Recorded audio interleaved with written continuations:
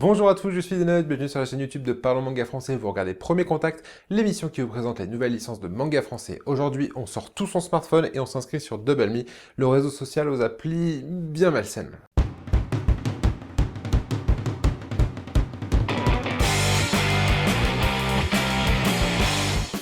Alors au premier contact avec DoubleMe, on rencontre cette jeune fille qui semble avoir deux problèmes majeurs.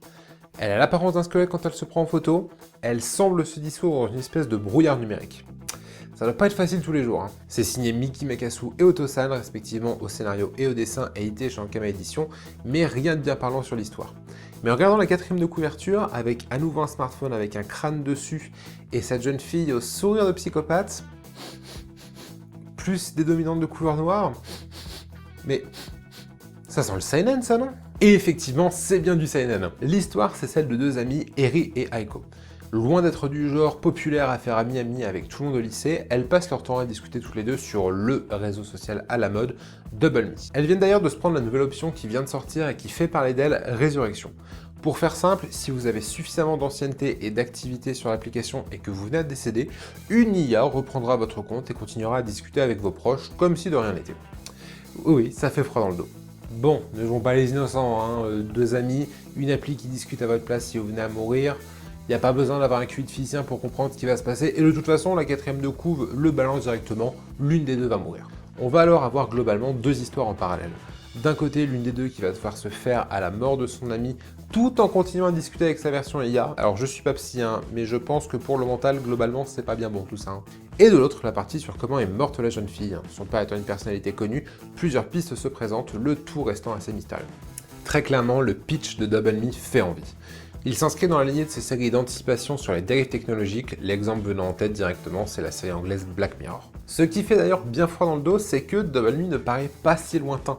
Entre les réseaux sociaux qui sont omniprésents de nos jours et les IA de plus en plus poussées, eh bien c'est aussi divertissant à lire que ça ne fait réfléchir. Si la partie enquête est plutôt bien travaillée, on regrettera cependant le développement un peu trop rapide de la partie psychologique, qui elle aurait mérité de prendre un peu plus son temps. Là on est plus étonné par la rapidité avec laquelle arrivent les événements de fin de tome plutôt que par les événements en question. C'est un petit peu dommage. Au niveau du dessin, très clairement, Otosan s'est éclaté sur l'utilisation des trames. Variées et omniprésentes, elles donnent un résultat bien sombre quand il faut, voire parfois même une image un petit peu granuleuse et sale, volontairement bien sûr. La forme sert ici assez bien le fond et l'ambiance globale du manga en bénéficie grandement. Le dessin est maîtrisé, les héroïnes sont expressives, mais de temps en temps on va avoir quelques petits ratés sur les visages, notamment sur des plans de 3/4.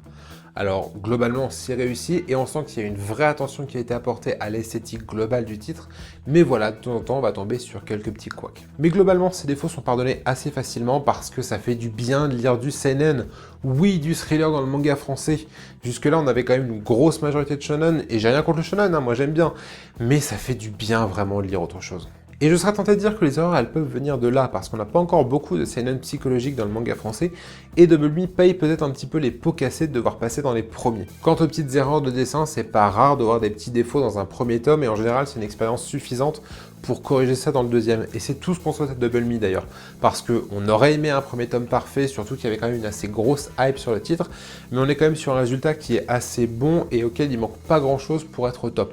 Et du coup il y a une vraie attente pour la suite. Ce volume 1 comprend 8 chapitres pour 192 pages au format 18,1 par 13,3 cm. La couverture est mate avec un vernis sélectif plutôt efficace et vous trouverez 6 pages de bonus à la fin, des petits strips en une page à l'humour bien noir. Notez enfin qu'Ankama propose un petit prix de 5 € pour les premiers mois, de quoi se laisser tenter sans se ruiner. Voilà qui conclut cette présentation de DoubleMe, merci de l'avoir regardé, n'hésitez pas à me dire en commentaire si vous l'avez lu, ce que vous en avez pensé, ou sinon est-ce que ça vous a donné envie ou pas de le lire. Vous pouvez nous suivre sur YouTube mais aussi sur Twitter et sur Facebook pour ne rien rater de l'actu du manga français.